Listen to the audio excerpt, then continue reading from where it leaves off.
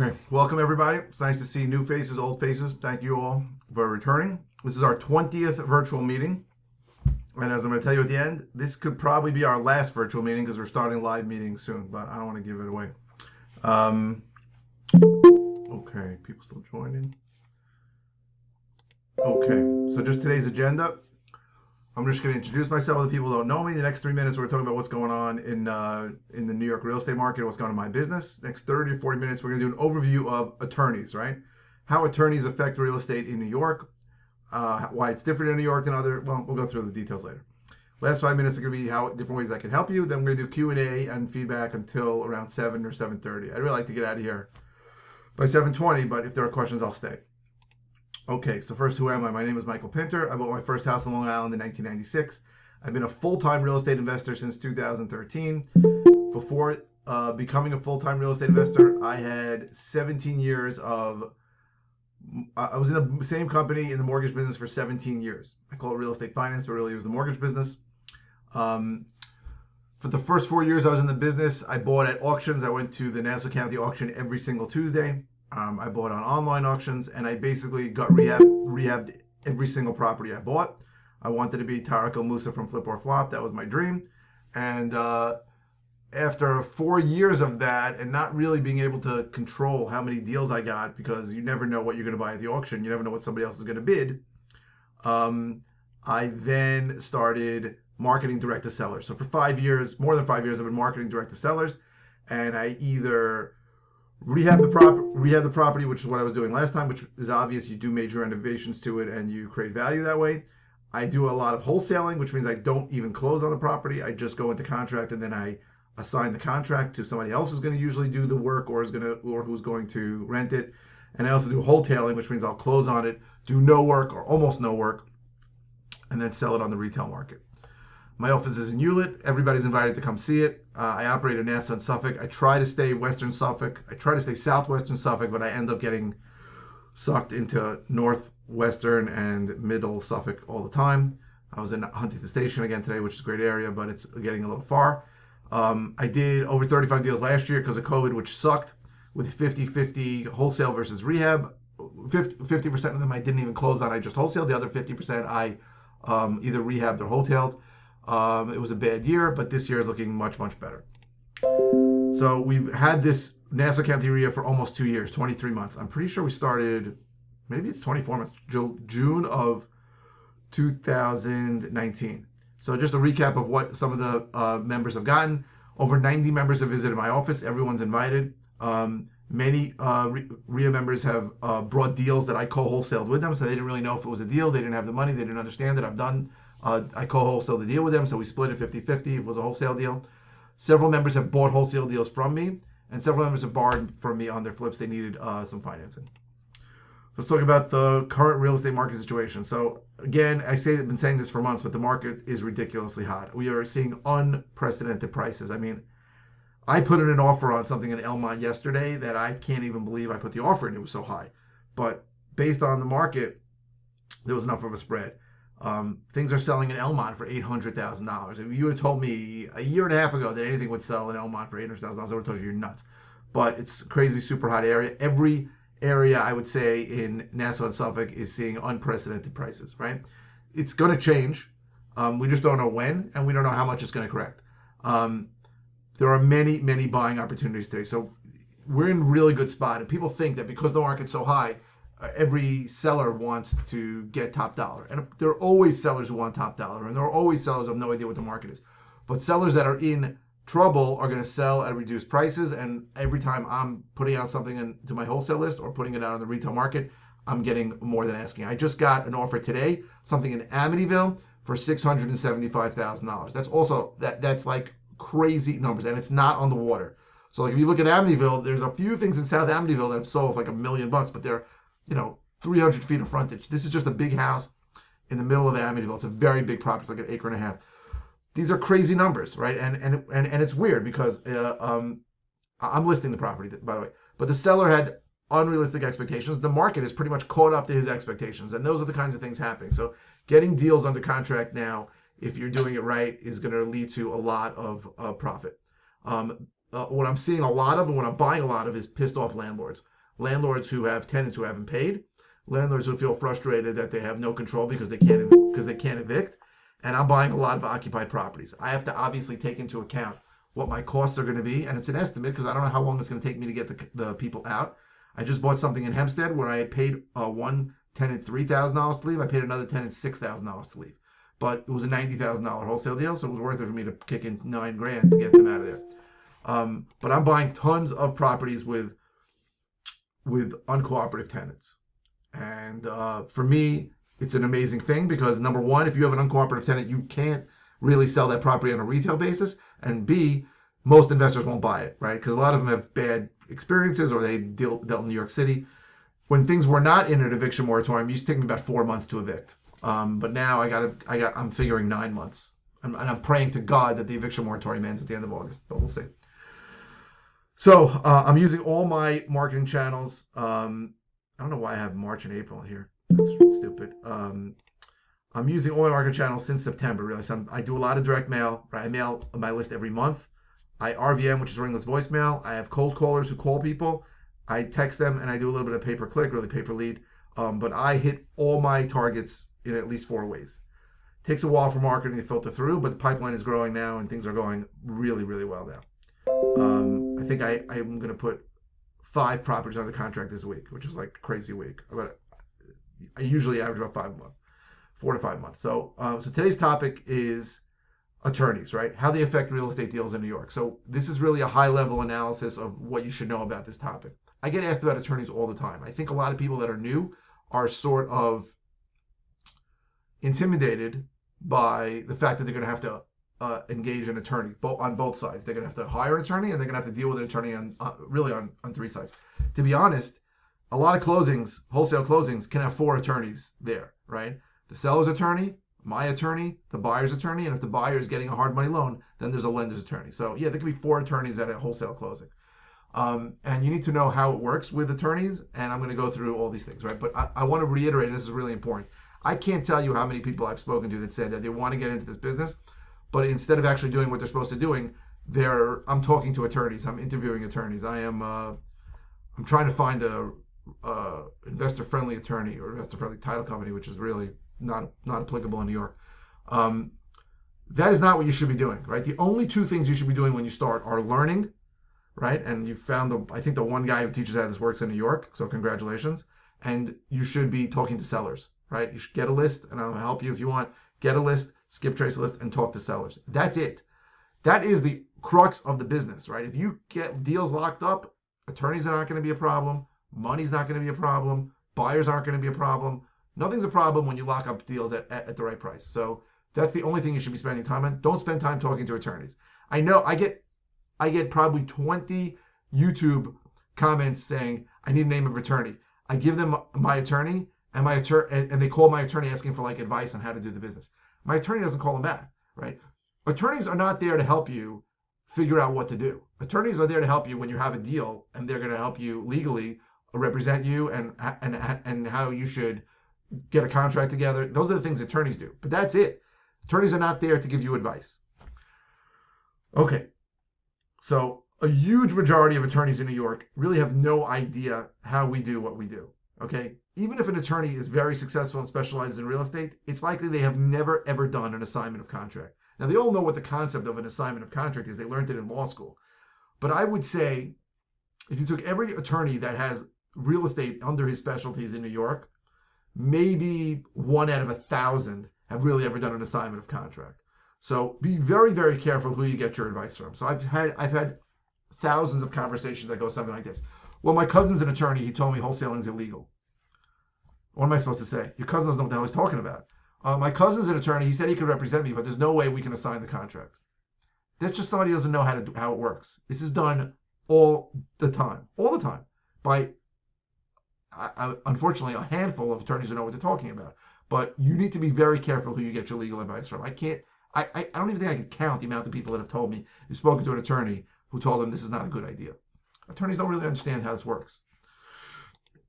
Okay, so these are the topics we're going to cover tonight. So we're talking about how attorneys work in real estate transactions in New York and how it differs from the other 49 states. It's dramatically different New York is completely different than the other 49 states. There's a lot of advantages to that, but it's complicated, and I'm going to try and explain it to you. And even if you know how it works in New York, it will be interesting to know how it works in other states, because I didn't know this for a while.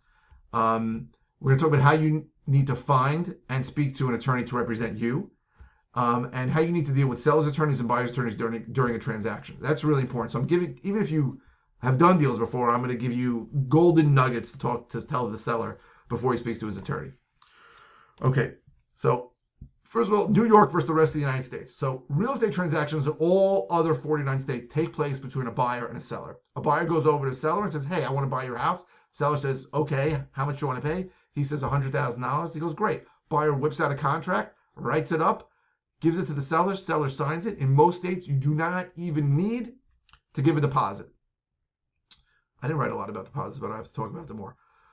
That's how it works in most states. In New York, the entire process takes place between a seller's attorney and a buyer's attorney.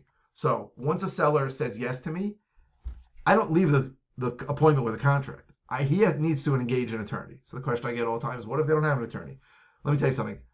99 out of 100 people have an attorney. They probably use an attorney when they bought the property, or they know an attorney. It's not a big a problem. But people sometimes don't have an attorney, and I'll recommend an attorney for them. But it's a real attorney who's going to really represent them, who's going to meet with them. Not bullshit. Like I have competitors who do a bullshit kind of thing where they tell the seller, just use my attorney and I'll cover the fee. And then they have some attorney who never meets with them, who doesn't really represent them, run the transaction. I think if there's ever a problem with the seller, or they really sued that guy, they would have a very strong case that they weren't adequately represented. So this is standard procedure with a few exceptions. Occasionally deals close without an attorney. We're going to talk a little bit about that, but it's very rare. So assume every transaction in New York, the seller's attorney draws up the contract. He needs to start that. Now, can you close without an attorney? So I always dreamed about closing without an attorney. It seemed like the greatest utopia. It'd be amazing. I can avoid so many pitfalls and problems. You're going to see what I mean soon. But I finally got what I was wishing for, and it stunk. Because number one, I had to do the work of the seller's attorney. I'll just give you two examples. One was a situation where somebody died, they inherited the property. So the seller's role in this transaction is that he clears all the title issues. He does a lot of things. One of the things he does is clear all the title issues. So if there's a payoff letter, if there's a mortgage, the seller's attorney orders it. If there are open issues on title, the seller's attorney has to deal with them.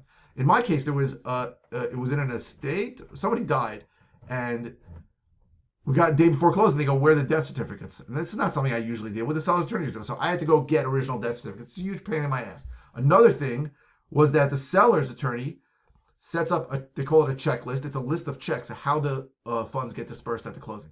So I had a deal. It was a brother and a sister, and they told me, hey, we want everything 50-50.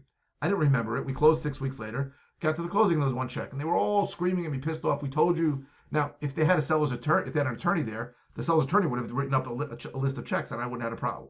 So these are just stupid, annoying things that I don't want to do that a seller's attorney does.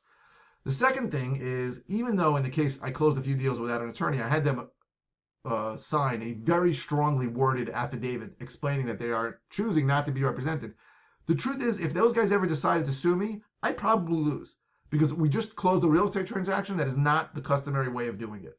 And regardless of whatever affidavit you have them sign, if a seller sees that you're making $100,000 on a wholesale deal, they could be upset. Now, if they're represented, they have no recourse whatsoever. But if they're not represented, they could find an attorney to sue you.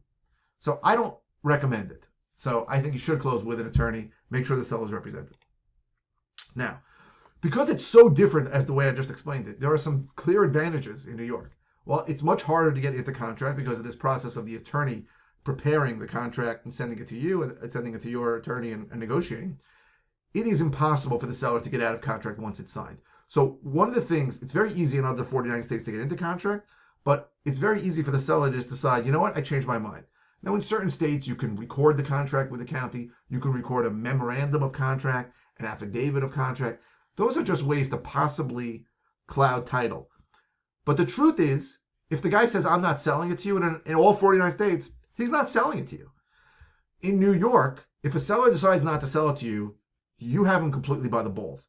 And what happened recently on a deal, the seller decided to change his mind. I want more money. I said, you can't do that. Talk to your attorney.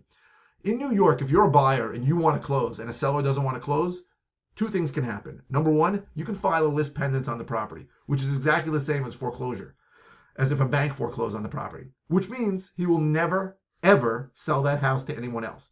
And number two, you can sue him for specific performance, which means the entire purchase price. So if you're supposed to buy a property for $500,000, he decides not to sell it to you, and you want to close, you can sue him for the whole $500,000. Now, you might say the seller may not know that, but remember, the seller is represented by an attorney, and every attorney knows those two things.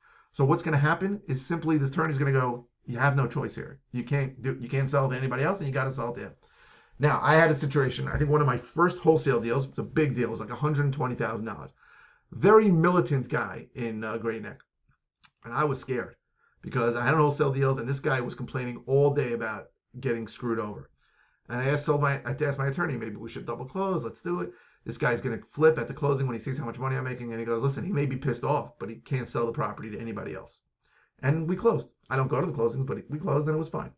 So that's a huge advantage. Seller's not going anywhere. Now, because there's no way around it, in all other 49 states, what happens a lot is when you show a wholesale deal, a lot of jerk-offs show up and try to go direct to the seller and say, hey, I'll give you more money than the guy you're in contract on.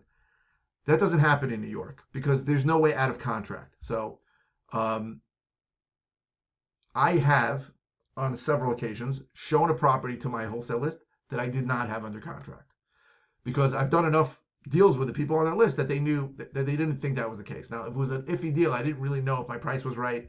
I've done that. And I never had one situation where I've done it on several times. I never had one situation where I lost it, where somebody went directly to the seller, because it's just not the way people think here, but it is the way that people think in the other 49 states. I can get this guy out of contract and try and go direct to the seller. So time is really on your side as the buyer. You have time, you can push. If you have a good attorney, as we're going to discuss soon, he can use a lot of legal tools at your disposal to push things away. And you can push things on if you need to find a buyer, or if you need to get financing, you can do that. Those are big advantages in New York. I mean, some other advantages too that just come to mind. They're not exactly attorney related, but they are sort of attorney related, is that you make a lot more money on deals here, right? I average over $30,000 on a wholesale deal. Those are unheard of numbers in the hot markets like Dallas and Phoenix and Vegas. But also there's much less competition here. I would say 60 to 70% of the time, I am the only person making an offer to a seller. That is also unheard of in the hot markets, unheard of. So those are huge advantages to doing business in New York, and they happen because things are so different here.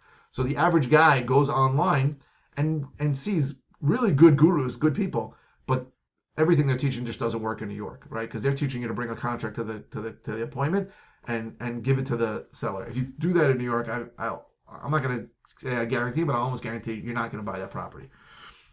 Okay, so that is how the attorney process works. Now, you're going to need to find an attorney to represent you. Now, again, you don't need to find an attorney before you're going out and speaking to sellers and getting a deal. Do not use this as an excuse not to do what you're supposed to be doing, which is talking to sellers.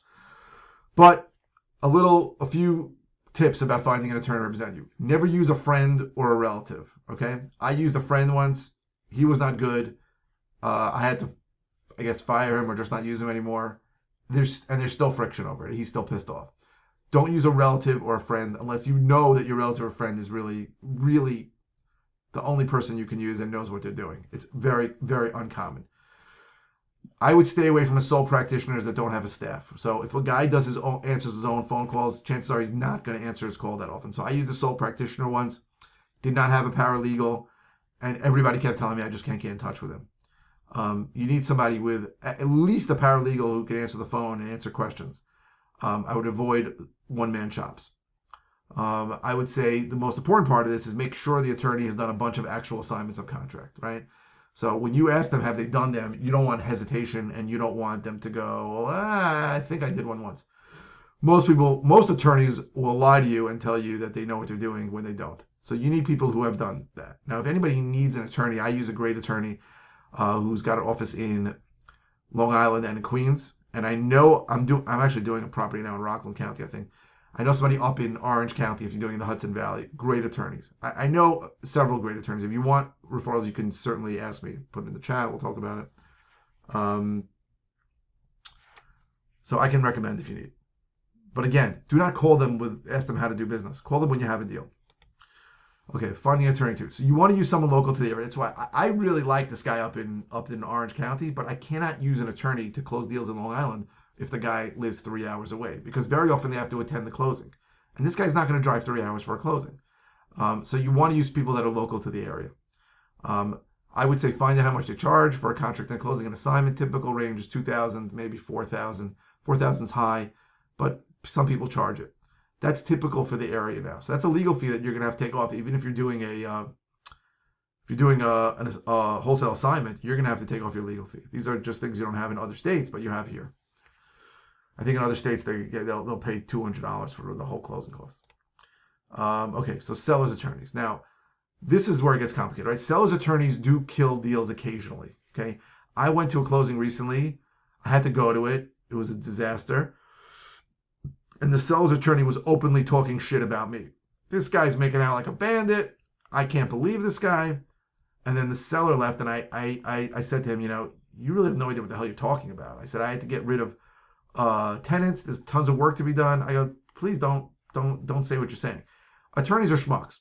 And a lot of them feel like in order to justify their exorbitant fees, that they want to be real estate advisors too.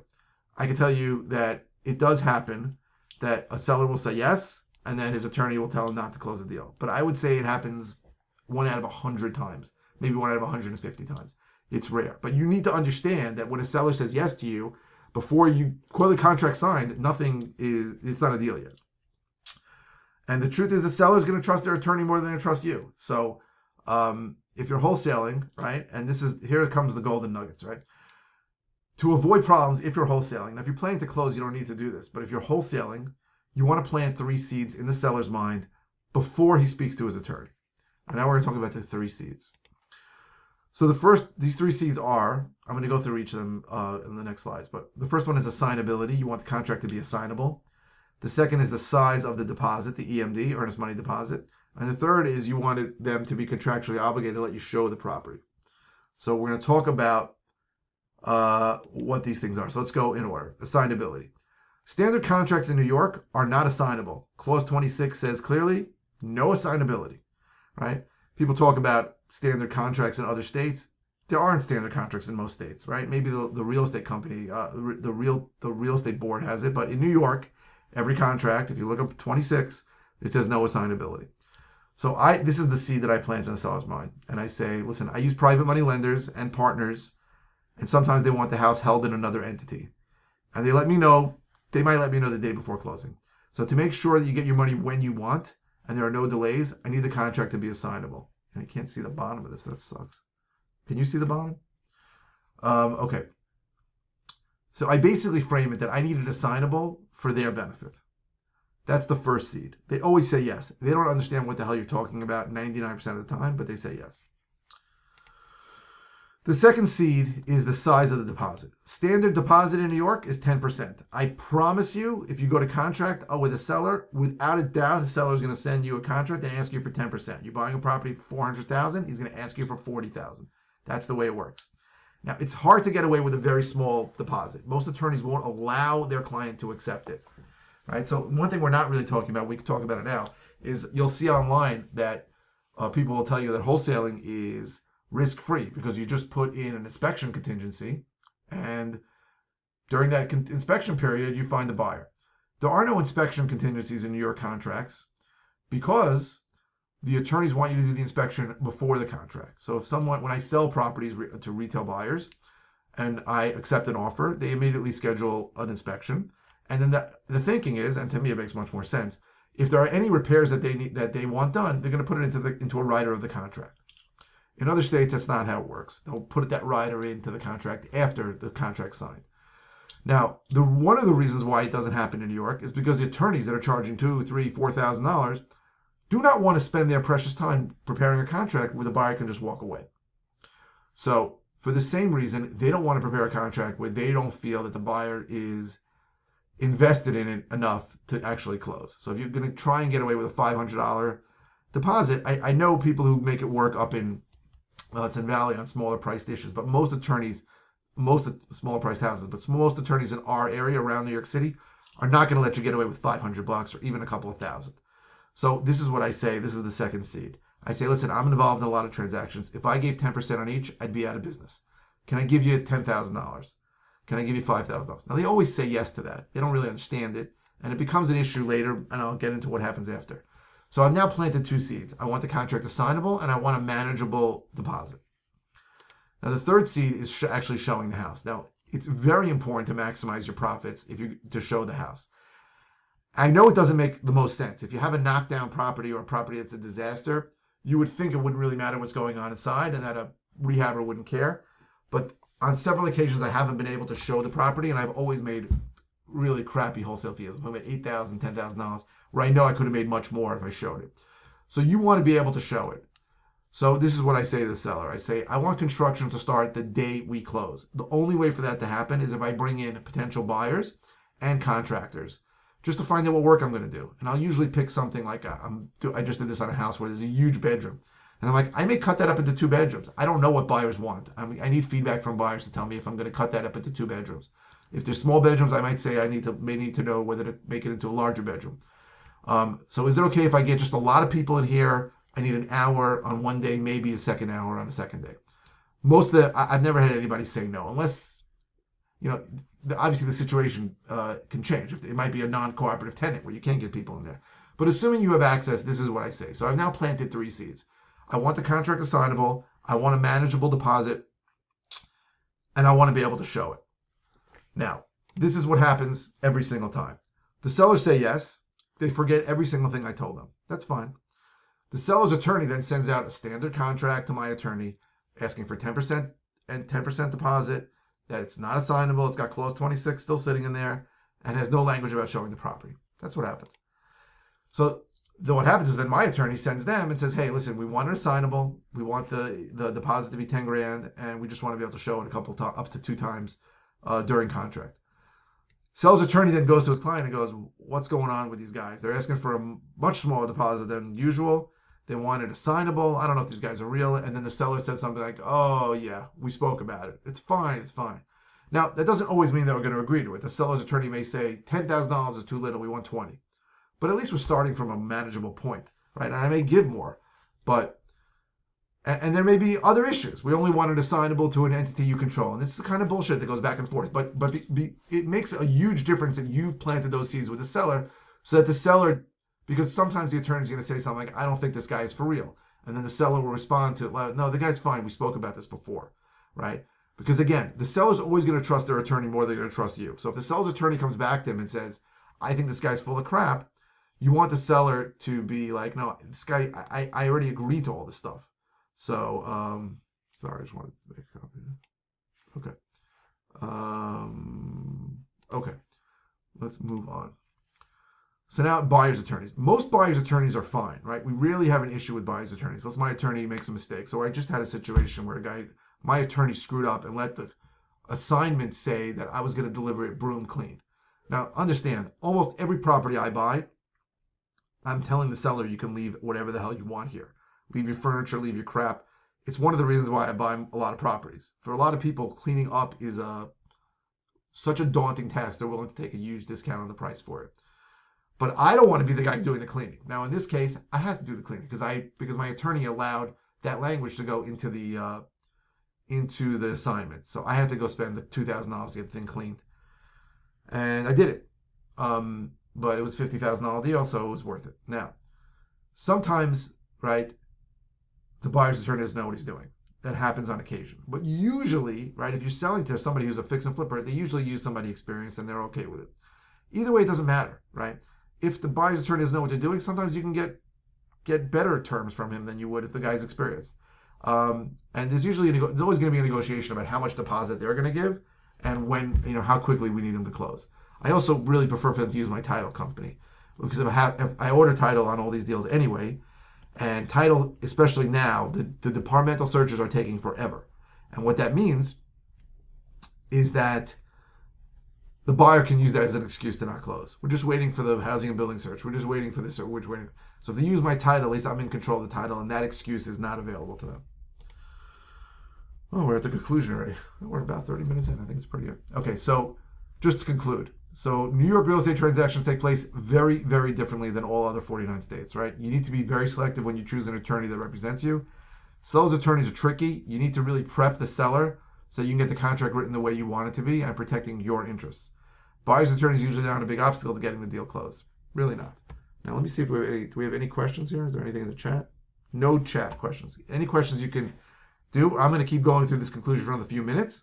And then you guys can ask any questions about anything we discussed today or anything else. It's fine with me. Okay, so I have a course that I sell. I actually developed a course about a year ago. If anybody's interested, the course is 9 modules.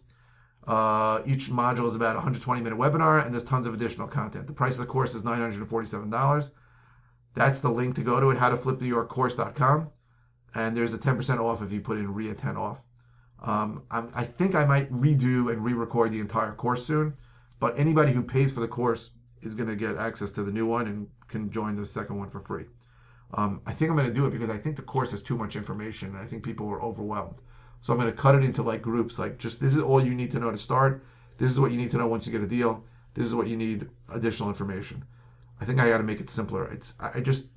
The course is a lot. There's a lot of information.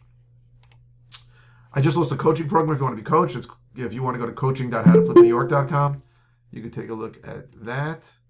And this is going to be our last virtual meeting, I think. I mean, I don't know if I can't believe I left the P out of Hempstead. Okay. So our next meeting is going to be live. We're going to go back to live meetings. We did that for about a year, over a year before COVID. And I finally found a place that's open. The place that we used to go to, the VFW, is still not open. So Tuesday, we're going to try to do this the third Tuesday of every month. So the third Tuesday of next month is July 20th. We're going to do 7 to 9 p.m. at the Elks Lodge. It's 57 Hempstead Avenue. There should be a P in there.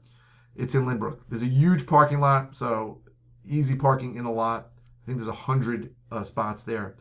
And I'm looking forward to seeing everybody again. I think it's going to be great. I just booked the place today. Now, here are some free resources. You have my YouTube channel, which is called Flipping and Wholesaling in New York. I post there 5 times a week. There's tons of free content there, so please subscribe. I have a Facebook page called Real Property Buyers. You can like it and you get updates on all the deals I'm doing. One of the members of the mastermind I'm in is John Martinez. I think he's the premier sales trainer for real estate investors. He gives away tons of his stuff for free at midwestrev.com. And the guy who really started the mastermind I'm in, the mastermind is called Investor Fuel. His name is Mike Hambright. He's done like 1,700 podcasts on the Flip Nerd podcast. I've been interviewed on there a couple times. Most of the stuff is not so applicable to New York, but there's a lot of great information on there. It's really good. If you haven't signed up for this meetup group, please sign up. It's meetup.com/Nassau-County-REIA to get updates and information about future meetings. And now it is Q&A time. So we got less than an hour, maybe 45 minutes we'll go. So first question from Francisco Sanchez. Are there any times when you would have to pay the attorney's fees as part of the fees and not close on the property? Well, not close on the property.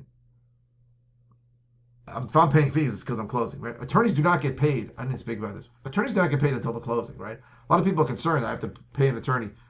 Attorneys do not get paid unless and until the deal closes, right? I have a friend who's a very high-end, the guy makes 7 figures as an attorney. And they were doing some huge deal that they had worked on for a year and a quarter. And he was like, this deal may not close, and if it doesn't close, the firm's not getting paid. So it works that way even when you're talking about like a $10 million legal fee or the $3,000 legal fee that we charge. Nothing gets paid until the deal closes. So are the times I pay attorneys? So there are times. So I send out a lot of postcards, and I don't really look at what's on the postcards, which is probably stupid. But sometimes it says no closing costs, and I've had people tell me, I'll sell you my property, but I don't want you to pay closing costs. At that point, I usually start a negotiation. I go, listen, you're going to pay an attorney. I don't know what your attorney thing is going to be. I don't know how much you're going to negotiate with him. Sorry. But I'll cover the transfer tax, which is usually not a big deal. The truth is, as a seller, there usually aren't that many closing costs. But sometimes the seller's adamant, and I have paid attorney's fees to get a deal closed. I have done it. I'm not going to lose a $40,000 wholesale deal over $2,000 attorney fee, right? It's a business decision you make on every situation, right? It's a negotiation. But lately, I try to send out cards that don't say I'm paying their closing costs. But sometimes if they'll bring it up, and I'll agree, and if it makes the deal happen, I'll make the deal happen. We have no other questions in the chat. Oh, here's one. or if you don't want to type it, you can unmute it and talk. But I'm going to go through this one. Do you recommend driving for dollars when starting off and getting leads? I would say, I don't know. So I tried to do driving for dollars. I got a Deal Machine app. I had a bunch of people driving for me. I got 600 properties. I didn't get one deal. Now, here's the thing. Driving for dollars are fine, but you need to learn how to do basic research on the internet before you spend a second on any driving for dollars property. So Nassau is really easy. The whole county is in one place. Suffolk is harder. And the 5 boroughs are easier too. And that means you need to look up if it falls into one of these 4 categories, which are all deal killers in my mind. One is that it's bank owned, so the bank's foreclosed on the property. It's not a deal for us anymore because they're going to list it with a realtor. It might have already been investor bought, so obviously it's not a deal. Investor's got it. He's probably going to rehab it or make money off it some other way. The third is that it is, are there 4 or are there 3? Oh, the third is that it's way underwater. So like if there's a $1 million mortgage on a property you want to pay $400,000 on, that's a huge waste of time unless you want to go down the short sale rabbit hole, which I hate. I freaking hate. I'm doing 2 short sales now up in Sullivan County, New York, which is not even my area, and I want to blow my brains out about it. But if it works, then it's going to be good money. That's how it is. So I'm going to do it because I can try to get it done. But again, you're getting into something where you just don't know what the number you're going to be able to buy it is at. That's the problem, right? A lender's got to decide whether they're going to give you a short sale or not. So we'll see if it works. I hope it works out. It could be good money. And the fourth is it has a reverse mortgage on it, which is more common than you think. Now, I have a lot of reverse mortgage experience. Most people, almost every person doesn't know what the hell a reverse mortgage is or what to look for. But if you have a reverse mortgage, it usually means the owner's dead, and it's very hard to know what the actual balance is. They won't give that information up except if you're the owner or if you're the heir of the owner. So if it falls into one of those 4 categories, it's probably not a deal. And every one of the 600 properties that I got for driving for dollars fell into one of those 4 categories. Now, it doesn't mean if I didn't get a 601st one, I wouldn't have had a deal. But I don't know why it is. I would love to be able to figure out why that is.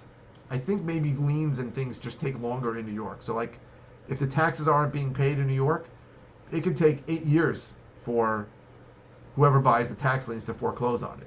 And the foreclosure process in New York from a lender can take 10 years.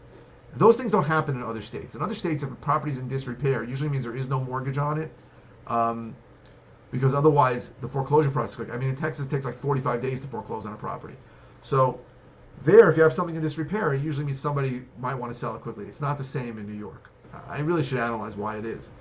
But it's something you could do, but you need to learn how to do the research online before you actually try to reach out to the owner. I've done a bunch of videos on it. If you want anybody, I can send you them. Okay, Francisco Sanchez, who's the attorney's name in Orange County? His name is John Revella, Revella. Good guy. Richard Ortiz asks, can you recommend any wholesalers or lenders in Westchester? Sure. I know a bunch. Frank Sanchez, Greg Helbeck. Lenders in Westchester, anybody that lends in Westchester and lends anywhere. Justin Hankerson, what is reliable skip tracing website? So I use Skipforce. You can use Skipforce or you can use me to use Skipforce, whatever you like. I think their data is excellent. And I pay 8 cents a hit. So, IDI is great. Like Batch uses IDI, but they're 15 cents a hit, so I pay half of that. If anybody wants to skip trace through me, you can. I do it for free. So I'm a big Skipforce fan. I like them a lot. OMG asks, when you sign a contract, do you need money lenders even when you wholesale? Well, not if you can afford the deposit yourself, then you don't need to borrow money. But if you're signing a contract that you think you're going to close on, you might want to get your financing at least semi ready before you sign the contract, because we have no outs in our contract, right? When I go into contract, I have to either assign or to close. Those are my only 2 choices. I have no way out, right? I don't have any contingencies on my contracts ever. The only way I get out of a contract is if there's a title problem and the seller can't convey title to me. That's it. So it depends on the deposit, right? I mean, or it depends if you have the money for the deposit. If you do and you think it's a great deal, then use your own money. That was the last question. So I'm not hanging up at 6:42. Oh, another question. My question. Hey there, folks. Money Boots Capital. Mike is a lender, so feel free to reach out to Mike if you would like money from Money Boots. Anybody else? Anybody want to unmute and ask a question? Hey, Michael, I have a bunch of questions. Okay, hit me. I wrote them down. Okay, good. First one. Wait, how many are there? Just tell me how many. No, that's going to be a surprise. Okay. The first one is, when did you join a mastermind, and when should the listeners start to think about joining a mastermind? Listen, most masterminds are going to cost between $15,000 and $30,000 a year. So Jesus. I joined it three years ago. A second, I gotta mute you, Devin, because you're making too much noise. Oh, you did it yourself. So if you can afford it, I highly recommend it. It's had a very, very positive impact on my business. To me, it's a lonely business, and that's how any question I want answered, I can usually go to the group and get a decent answer on it. So if you can afford, 20, 25 grand a year for, for therapy, I guess that's what how I look at it. Then do it. I look at it like I booked my tickets for August to go to Nashville already to the next one. Like for me, I look forward to every meeting. It's great to me. It's really like a family. Yeah. Next. There's no more questions because I could keep going. Yeah, you're on. You have this. You have the floor, Naman. Oh, okay. One specific to a lead that I'm looking at. Is that okay for a question? It's basically, I'm looking at a lead in Oceanside. It's like a 700 plus ARV, but it needs to be lifted. Yeah. Okay. So how do you account for that? Is that like just 50K that you'll just add to the? No. You can probably lift the house for 50 or 60. Well, first of all, it depends, right? It depends if it's on a slab, if it's on a crawl space, if there's a basement, what the shape is. Basement. Right. So sometimes that's good, but sometimes part of the house isn't. Like you didn't realize, oh, this back addition isn't on a basement. The basement only goes most of the way, and that increases the price of the lift. The problem with a lift is not so much how much it costs to lift. The lift will probably cost between $50,000 and $75,000. The problem is you also got to pay for a new foundation after you lift it, right? Let's say you're lifting it 6 feet up in the ground. You got to build foundations 6 feet around. You have to then put some kind of substance that matches. So if you have siding, you got to either match that siding, which probably doesn't match, or you got to find something to put around that foundation. And the big thing is, when you lift it, you have to disconnect the water, the power, the gas line. All that crap has to be disconnected. You have to then you're going to put in new ones, and you have to reconnect it. And you have to disconnect the sewer. You have to disconnect all the utilities, everything. And it gets expensive to reconnect it. It seems like a simple thing, but if you're lifting something, it's very, very hard for me to think it would be less than 100 grand after you're all said and done in additional costs over and above whatever you're doing. So, Gotcha. You could, that's if it's complicated, it's going to be more than 100 grand. If it's easy, it'll be 100 grand. And you also have to add steps, right? If there's multiple entrances, you got to add steps to each of those entrances. It's all kinds of things you don't think about when you lift. So conservative. You got to tack on 100 grand to whatever the renovations are going to be. And you're almost always going to, because you're disconnecting all the utilities, you're almost always. Also, the whole point of the lift is they don't want anything that can get destroyed below the level. So you got a basement now. You're gonna have a basement with a really high ceiling, but they're not gonna want you to put the boiler and the hot water heater and the electrical panel in the basement. So you got to move all that stuff to a higher level, because the idea is that's where the water's gonna go, and they don't want anything getting screwed there. So they want to put stuff up higher. So you're probably gonna need a new boiler. You're probably gonna need a new electrical panel. That's why these things all add up. It's a pain in the ass to lift. It really is. Mm-hmm. All right. Have you bought properties that needed to be lifted? Sort of. I did a lift once. It was a pain in the ass. Um, but I bought properties that need to be lifted and didn't lift them.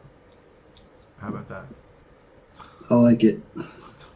I got more unless somebody else wants to jump in with questions. Come on, okay, Devin, I know you must have come late, but there is no contract for wholesaling in New York. The sellers, this whole thing was about attorneys, and the seller's attorney prepares the contract. You don't bring a contract to a seller. That's how it works in 49 states, but in New York, the seller's attorney prepares the contract. I get that. Okay. I get that question 10 times a week, so don't feel bad. Okay. So if I go to a property and I meet with the owner and they're willing to sell, I don't offer them anything to sign. I just have my attorney reach out to their attorney. No, you get their attorney's name and give them your attorney's name, but it's their Okay. attorney who's going to reach out to your attorney. That's how it works. Okay. The Great. seller's attorney prepares the contract.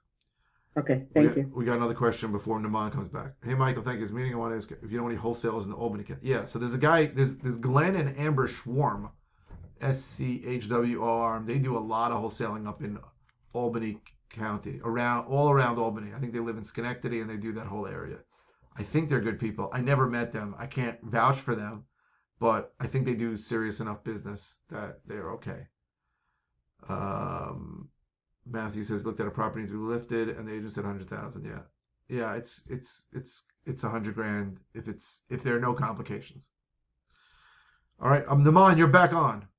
1 second. OMG, can you spell the name again? OMG, which name am I spelling? Albany. Albany. It's Glenn and Amber Schwarm. SCH. I think it's WORM. I should know that. I signed up for some of their crap recently just to see how they sell it. I think it's SCHWORM. Glenn and Amber Schwarm. They're really doing more education now, but they do real business. That's all I can say about them. I don't know if they're good people. I don't know anything about them, but they're doing serious business up in the whole capital area. Okay. Naman, you have the floor. All right, you had mentioned earlier in this call that you're buying a bunch of properties in Suffolk County now. Is that like are you seeing that as a shift in your business, that a lot more stuff is coming from Suffolk, or is that just you think random right now? No, it's not a shift. Listen, I can't target my marketing so pinpoint that I can be by zip code. It's nice to think you can, but I'm calling people that are all over the place. So there was a time where I did the whole Long Island, right? And I drove out to freaking Riverhead and East Hampton, and it was a horrible nightmare. And I said, I got to stop that. I can't spend I would spend 6 hours on an appointment. How many appointments can you do in a week if you're driving out for 2.5 hours to East Hampton? So then I said, I only want to do Nassau. I'm going to stick to Nassau. But then when I realized I'm in Southwest Nassau, it takes the same amount of time for me to drive up to Upper Brookville or Glen Cove as it does for me to drive to Southwest Suffolk. So Copiague, Amityville, Lindenhurst, those are the same distance for me. So I am sort of keeping my marketing to all of Nassau County and Southwest Suffolk. But I end up in Huntington, and I end up in Brookhaven. I try not to go east of Brookhaven, but I end up there all the time. Am I getting more deals from it than Nassau? I don't think so. I don't really track whether it's Nassau or Suffolk. If I can drive there in an hour, I'm happy to go on an appointment pretty much. That's the way I look at it. Naman, you got more? Oh, 1 second. Chris asks, what condition repairs do you want done in a property before you can show it to buyers? So if it's a retail buyer, it really depends, Chris. That's not an easy answer because we all think this is going to be simple, that a seller is going to call us and say, I need to sell my house for any price immediately. That's not what happens. And we also think that every house is going to be a disaster and we need to gut renovate it all. So as I told you, when I first started this business, for 4 years, I wanted to be Tarek Musa from Flip or Flop, and I wanted to gut renovate everything. And I did open concept capes, and I took down walls and put up headers. But over the years, you realize it's not that simple, right? What if there's a bathroom that was done 12 years ago? That's not your taste, and it's not the bathroom you want to see in a fully renovated house, but it's not bad. What if you have kitchen cabinets that are okay? There's maybe an ugly color. And really all you need to do is paint them or put new countertops on them. So what exactly is done is not so simple. But what I will tell you is that I have completely changed over the last 5 years from looking to do as much as possible on a property to looking to do as little as possible on a property. So I am much happier buying a property that has old kitchen and old bathrooms, closing on it and not touching it, and selling it for, let's say, 10 to 15% below the highest prices that are out there than I would be to gut renovate it. Because every problem I've ever had on a deal has been due to construction. So the less construction that I do, the happier I am. So what needs to be done? Listen, if you want an ARV conditioned property, it needs to have a new kitchen, it needs to have new bathrooms, it needs the flooring to be good, it needs the walls to be clean, it needs the roof to be pretty good, and it needs all the mechanicals to work. That's what it needs. That's the way I look at it. All right, Devin asks, if I close a property with a hard money lender and then find a private money lender for gap funding, can the attorney give the second position of promissory? So a good attorney will have that stuff. My attorney prepares documents for all my lenders. They should. Yeah. The reason why I asked that, because some hard money lenders only want to work with you and don't necessarily want somebody in second position. So say if I already closed with them, which is me, doing the project with them, after the fact, can I introduce somebody else? That way I can move forward possibly with another project. So a couple of things. Number one, the hard money lender will never know that somebody goes in second position behind them. So I would not mention it to them, and I wouldn't bring it up. That's number one. Number two, instead of giving a second position promissory note, you can create a operating agreement that gives the private money lender equity in the company. So when I did this for the first 4 years, I borrowed hard money on every deal, and I had an equity partner. Now, the equity partner was paid a percentage of the profits. Now, in the end, that wasn't so great for me, because at the end of every deal, I had a huge amount of interest to my hard money lender, and then I had to split the profits with my equity partner. But you can create an operating agreement that gives them, let's just say, 50% equity in the property, but you'll still pay them out based on a rate of return, an interest rate. So you don't need to give them percentage of profits. You can pay them 9% on their money or 12% on their money, whatever it is. So that's a way to completely avoid recording a second mortgage. Let me tell you something. Recording charges in Nassau County are freaking astronomical. Like, it'll cost $800 to record a mortgage in Nassau County. And when you do that, you're gonna have to record a satisfaction mortgage when you close. So that's $1,600. Oh, okay. Then you got to record a deed, and you got to record everything. So one of the things my attorney does is I know all my lenders, and my attorney very often will not record the mortgage. He'll hold it. He'll tell the lender, listen, I'm holding it. If there's ever a problem, I'll record it. They trust me not to go screw them over and give them another one. Right. So that's something to think about too. But I would say avoid additional recording and just give them an equity position in the company, and in the operating agreement, you tell them how you're going to pay them. Okay. Thank you. Okay, Albion asks, what do you think about virtual wholesaling? I was thinking about working in other states because I am new to everything and how different New York is compared to other states. It works. People do it. Knock yourself out. Again, I prefer I've done business outside of New York, and I prefer to do business in New York. I like making more money. I like no competition. And I like the fact that the seller can't change his mind. To me, the positives outweigh the negatives, right? I like being the only guy to make offers on most of my properties. Most of the times you're virtual wholesaling and you're getting a list that's available to people that are local, it's going to be a competition. Doesn't mean you're not going to get deals, but you could do it if you want to do it. Sure. Mr. Gibbons says, my leads are mainly in Westchester and Rockland counties. What attorneys? So the same guy, John Revella, Revella. He's a great guy, but do not call him until you have a deal. You can use my name, or no problem. I've spoken to him a few times. I'm actually using him on a deal now. But do not call him for advice, because he will not call you back if you're asking him for advice. If you say you have a deal and you want him to represent you, then he will call you back. No, I won't do that, Mike. Okay. Kyle Tillman says, how do you mitigate the risk of the seller's attorney taking the seller out of a deal? I'm in conversation on wholesale deal with a big spread. So, Kyle, did you see the 3 seeds that I talked about? That's how you mitigate the risk. You talk to the seller in advance. Yeah. Okay, so. Yep. No, I've been here for the whole thing. Okay, good. I'm just concerned that after we agree on a price and the attorneys speak, that when the seller speaks to their attorney and says, this kid's going to make $100,000. How's the seller's attorney going to know you're making $100,000? ARV. I mean, I don't know if he's savvy and if he's in real estate and has a fiduciary duty. No. A, he has no fiduciary duty to advise the guy. That's not his job. Now, B, he has no idea what the condition of the property is or how much you're going to spend on doing work. So he may say that sounds like a low price, but I assume that the seller has some kind of problem that you're solving by coming in here. You can't. The real answer is you can't worry about. You can't mitigate the risk, and you can't worry about it. That's the truth. It's very rare that it happens. I'm not going to tell you it never happens. It could happen, but it's not something you want to think about because 9 times out of 10, listen, the seller's attorney wants to get paid as much as you do, right? And he's not getting paid if he tells the guy not to sell it. Are there sellers' attorneys who are jerk-offs who come and tell the seller, hey, sell it to me or sell it to my cousin or sell it to, why don't you list it with my grandmother? It happens. But you cannot worry about it. It's something that you should not worry about. And it's very, very rare that happens. If it does happen, I'm sorry, but there's really nothing you can do about it. Because I guarantee you that the seller's going to trust his attorney more than he's going to trust you. That's just the way it is. But 999 out of 1,000 attorneys are going to want to get the deal done and get their legal fee. That's the truth. All right. Thanks. No problem. Chris says, I've heard about getting referrals for distressed properties from agents. How does that work in New York?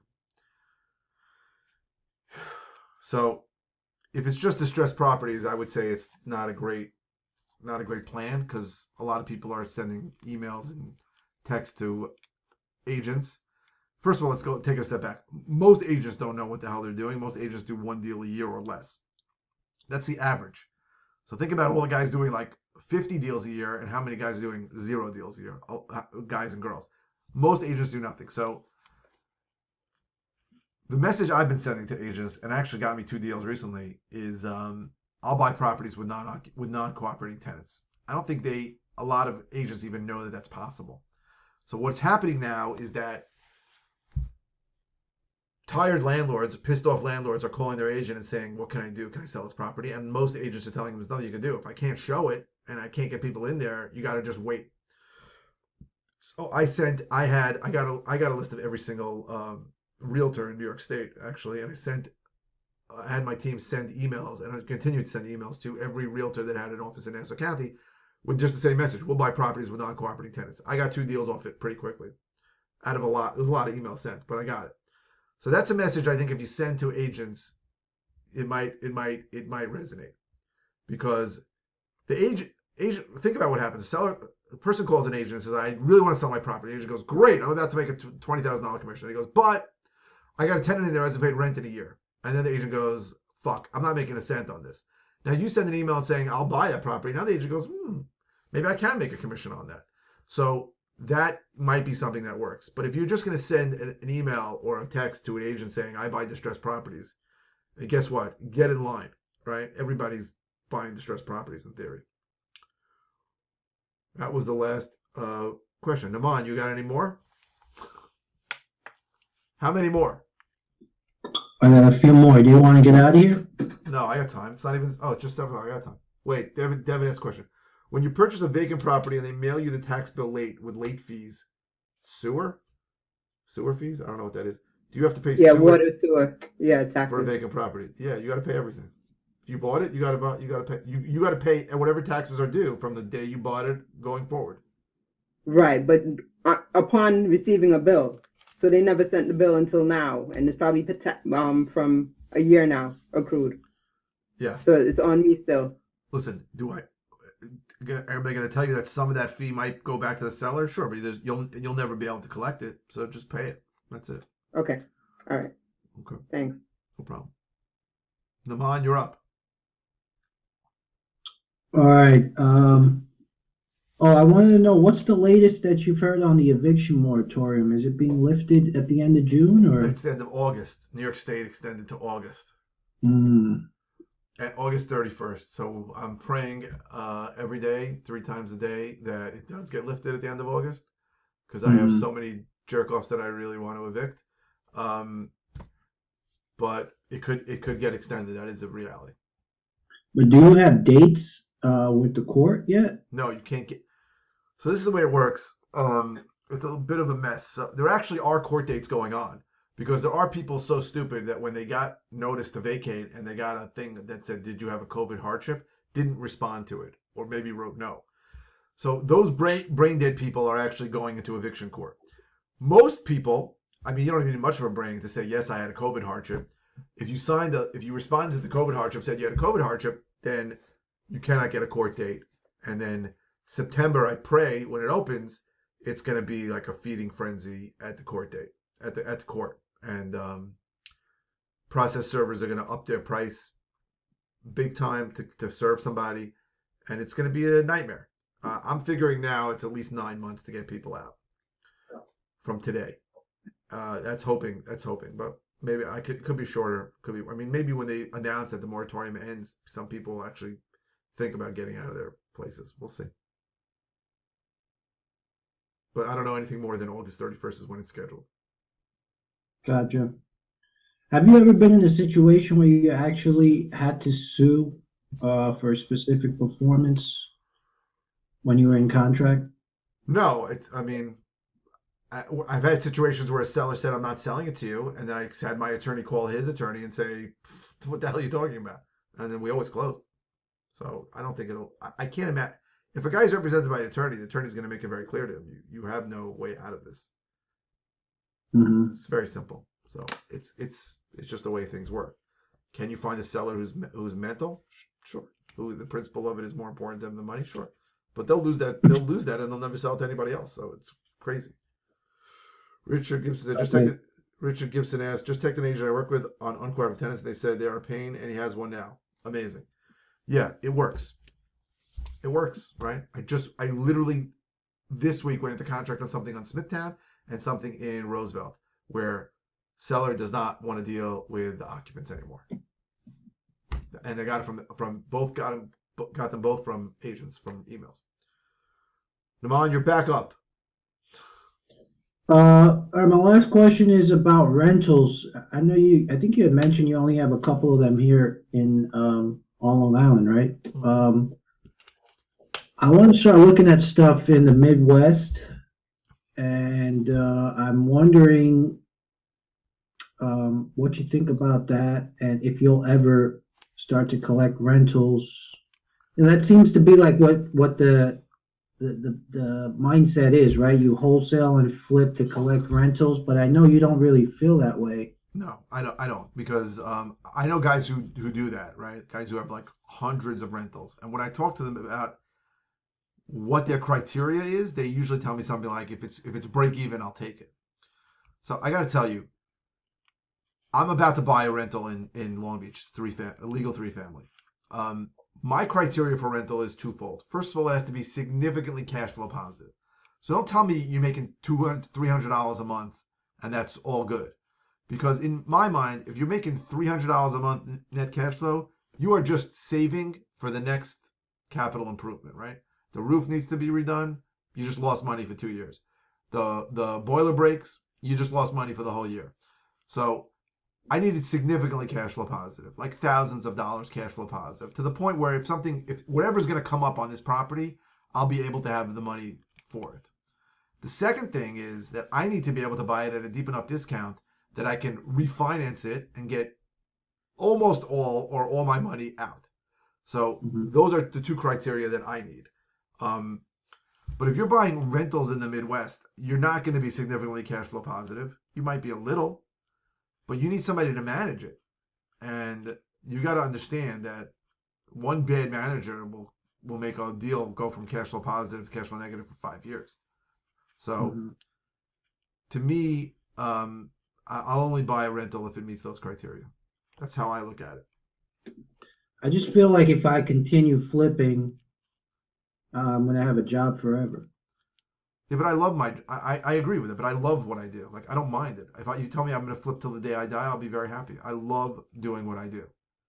But this idea of passive income is such bullshit. I mean, unless you're going to buy a 600 unit property in Manhattan, then yeah, you can sit and collect mailbox money. But if you think you're going to go accumulate single family rental properties and have somebody else manage it and have no issues and just sit back and get $50,000 a month into your thing, it's not that simple. And I was thinking to get $100,000 a month. Oh, then you can definitely do it. 1 second, Amon. Matthew S. So- Is it illegal to rent homes in Smithtown? No, that is not. Whoever agent told you that, never ever speak to them again. Matthew Cohen, isn't cash flow a bonus for the rental game? Isn't the big one's the ability to pull equity out? It's not so simple to pull equity out, right? You can't. You're not getting more than like 70 or 75% on an investment property through standard lenders. So think about how cheap you have to buy it. If you have to put money into it, you need to buy it sometimes at like 50% of what the ARV is. Do you do the BRRRR method and get that money out, right? For those who don't know what BRRRR is, it's buy, renovate, rent, refinance, repeat. It works in areas where you're buying properties for 100 grand, right? Because your debt service is so small and your taxes are minuscule. But in our areas where the taxes are so high, right? It's very common for us to have $1,000 a month in property taxes. Very common. And your debt service, because you're paying $400,000 for a property, is also thousands of dollars a month. How much do you think you're gonna rent a house for? $5,000 a month? It doesn't usually work, the cash flow positive. It works if you're buying property for 70 grand. That's going to be worth 100 grand after you put $5,000 into it, and you can rent it for $1,000 a month, and the property taxes are $200 a year. Things will work out better. It's just hard for it to work in our area. Like there are like places like Mastic and Shirley and Bellport, right, where you can still buy properties, discounted properties for $150,000. It could work. You can rent them for $2,000 or $2,300, but I've had rentals for a long time. I've had rentals for almost 20 years, and I got to tell you, it's not everything it's cracked up to be. It's nice, it's good, but if you're paying for management, usually you're going to pay. And what I mean is that they're not going to manage it the same way you would, and very often it's just forced savings for the next capital improvement, like the next thing that happens, right? And tenants usually don't take great care of your property, so things happen. So for me, I don't look at it as an ability to pull equity out. I look at it as if it's not cash flow positive, then I'm really not making money, right? And people say, oh, I'll put a 2% for capital improvement. That doesn't work that way. I know a new roof is going to be $7 grand, right? A new boiler is going to be $3 or $4 grand. That's what it's going to be. If you're not making more than that every year, then just the next time a pipe breaks, you've lost money on the whole project. Larry Chen asks, for your criteria for buying a rental, how do you feel about acquiring a property for moderate cash flow with little to no money in the deal? Seller credits, concessions. Great. For sure. Anytime you can buy something without putting money into it, that's amazing, right? Even if it's not much cash flow, right? The big deal to me is getting your money out, right? If you're not putting money in, but it's very rare. So there was a period of time where I wanted to get into more creative financing, right? So let me just go over, I'll do quick creative financing and then maybe we'll finish in about 5 minutes. I don't know if Naman has any more questions, but we'll see. So there's really 4 tools that most people use for creative financing. And maybe we'll do a whole thing on this one, but I'll just go through it quickly. The first is seller financing, where a seller is going to sell a property to you and he's going to finance it. The second is seller financing, where you buy a property, you'll be the bank and you'll seller finance it to a buyer. Third is subject to, where you're going to buy a property and keep the mortgage on it. And the fourth is lease options. So 2 of those are really not advisable in New York at all. Subject to, almost impossible in New York. I'm not going to say it's impossible, but it's as close to impossible as can be. Because a seller has an attorney who is never, ever going to recommend that this guy sells a property and lets somebody else take over the mortgage that's still in his name. I think he'd be guilty of malpractice if you ever missed the payment. And you have a title company whose sole job in New York is to make sure the liens are paid off. They're not going to accept anything subject to in New York, ever. So that's not really available in New York. The second one is to be the bank and to seller finance it out. So that's an amazing thing you can do in places like Texas, where you can foreclose on somebody in 45 days. But in New York, where it takes 10 years to foreclose on somebody, you don't want to be making the mortgage payments for 10 years while that guy gives you the finger every time you drive by. So those 2 are really not advisable in New York. But the others, lease options, and buying it from a seller who's financing it, work. The problem with both of those is that because of the size of our property taxes and the size of our debt service, very often the numbers just don't work. So it's possible to do, but it's hard to make numbers work for those in New York. Naman, you got any more? You're done? Matthew Cohen asks, I'm beginning of a call, you mentioned it's hard to find a title insurance company that's a background in real estate investment. Let me know. So no. Very easy to find a title insurance company. Hard to find an attorney. Again, the words investor-friendly title company do not apply in New York. There is no such thing in New York. In New York, the entire transaction is run by attorneys. In every other state, I mean, in California they use an escrow company, but in every other state, the entire transaction is run by the title company. In New York, the title companies come and they are simply providing a service. They have two jobs. One, make sure all the liens are paid off. Two, make sure all the taxes are paid off with the adjustments. That's all. They could not give two shits if you're an investor, if you're an owner, they don't care. Their job is show up, pay off the liens, make sure the taxes are paid and everything's adjusted so that whatever the seller prepaid gets credited to him and that the new buyer pays it off. That's it. They are simply crunching numbers.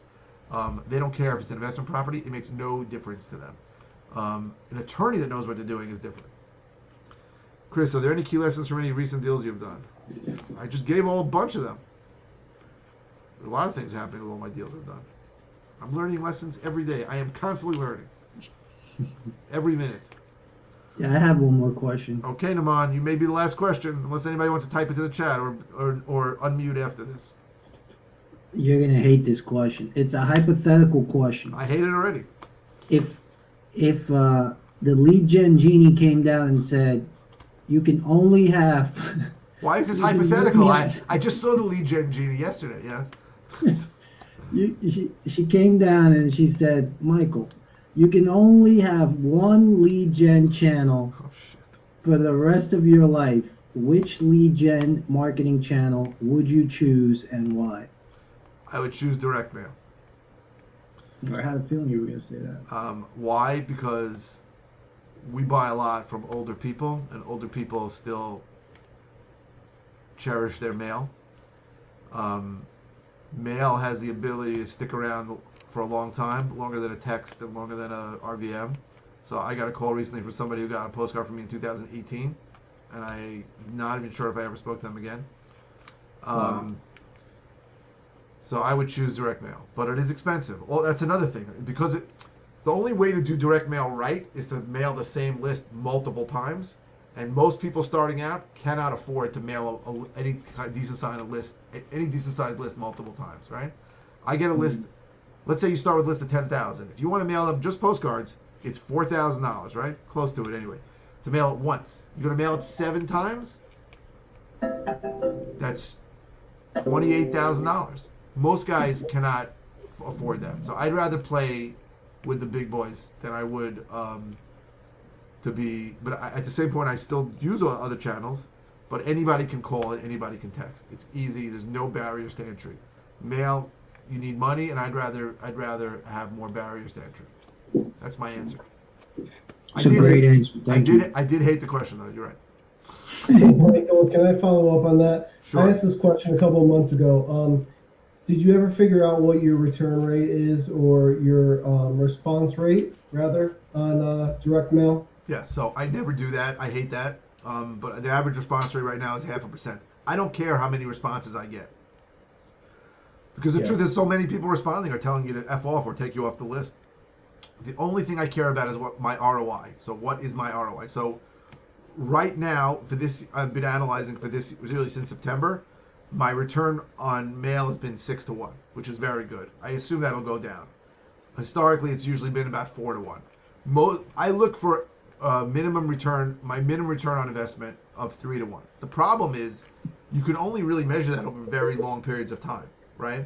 You really need like a 12-month period to see what your return on investment is, because it takes a freaking long time to get deals through the pipeline, and sometimes it takes a long time for people to call you back just to get it under contract. So you got to look at it in terms of really 12 to 18 months. I'm okay if I get a 3-1 return on investment. I shoot for 4-1. I'm getting a 6-1 now on mail, but it might be just because I closed a couple of deals recently, and it's only been really doing it. I took off for 5 months during COVID and started in September. But if I can get a 6-1 return, that's even better. But I don't care about response rate. I know people track that. I just don't care. I also, I'm going to tell you things I don't care about that may surprise you. I don't really care what the mail piece says. Like I told you before, I'm not even sure what's on there. It almost doesn't matter. As stupid as that sounds, just the fact that you're mailing somebody every month for 6 months is more important than really what the message is. And people spend all day worrying about the message and the color. I don't give a crap. I mean, I have return mail here. I got an orange one. I got a yellow one, a green one. I don't care. I use different colors just so I can track it when it comes back, so I can get an idea of how much return mail is and what's going on with that. But Yeah. I don't care. No, But the average out there is about 0.5%. But they're including negative responses, which I think is a foolish thing to even track. Yeah, I can appreciate that. I got a call back in Garden City today on something I mailed in February, so completely agree. Yeah, just Right. takes time. Hit them Right. over and over. Yeah. So again, I would not mail anybody unless I would not mail the person once unless you have already budgeted and are committed to mailing them 6 to 7 times. It Yeah, seems I'm on it's a 7-month drip. good. So people, and it seems counterintuitive, right? We all think we're going to mail this guy. If he needs to sell his house, he's going to respond. What the hell is he going to respond on the 7th time? But for some reason that works, right? And there's really 2 reasons for that. I think we're going to finish with this. There's 2 reasons. The first is there's a huge luck factor when we market in any way, right? You want to hit that guy on the day that his tenant told him, I'm never paying you rent again. The governor told me I don't have to. You want to hit that guy on the day where the roofer came back and goes, you're fucked. All the plywood's gone. This roof is going to cost you $19,000. You want to hit that guy that day. I could call him the day before and he won't even respond. And your mail piece hits him that day and he's like, I got to get rid of this house. I can't keep it. So luck is a big deal. It's luck, right? We're mailing hopefully people that are more likely to sell to us, but we have to hit them. I can mail to a list, and you can mail the same list, and you're going to get different people call you than will call me. And the second factor is when someone gets repeated mail, it subconsciously says to them, this guy wants to buy my house. Very often they're going to get one piece of mail, and then they're going to throw it out. But when they see the same name 7 times or more, subconsciously they go, there's somebody who wants his house, right? And then when something comes up, they may say, hey, I'm going to give this guy a call and see what's going on. So those are the 2 reasons why you need to mail multiple times. If you don't mail multiple times, I promise you're going to be telling everyone in a year how you tried direct mail and it didn't work. That's what happened. Matthew Cohen's any book recommendations? I got a million books. I'm in the middle of reading this book again. This is awesome. Never Split the Difference. I love this one from Chris Voss. This is great. There's a lot of great books. I'm in the middle of a book group now. We go over, this is amazing, called The Road Less Stupid. This one's awesome. Keith Cunningham. I actually started a group. We go through this book. We go through a chapter twice a week. It's just about how to think about your business. That's what I got on my desk right now. All right. Anybody else? We can call it now if you want. I'll put in my Appreciate it, Michael. Thank you. My pleasure. I'll put in my phone number and my email just if anybody wants to reach out or anything you want clarification on. So this is my email address and my phone number if you want to come to my office and see me and see my board of multicolored Post-its with deals that I'm doing. What is it? 56219. Feel free. And if not, hopefully you guys will show up July 20th to Lynbrook. Right? I may provide actual dinner just as a welcome back for everyone. How about that? That would be nice. So yeah, so I'm going to post that in Meetup group in a few minutes. And thank you all for coming. I really appreciate it. And goodbye. Thanks, Mike. Bye-bye.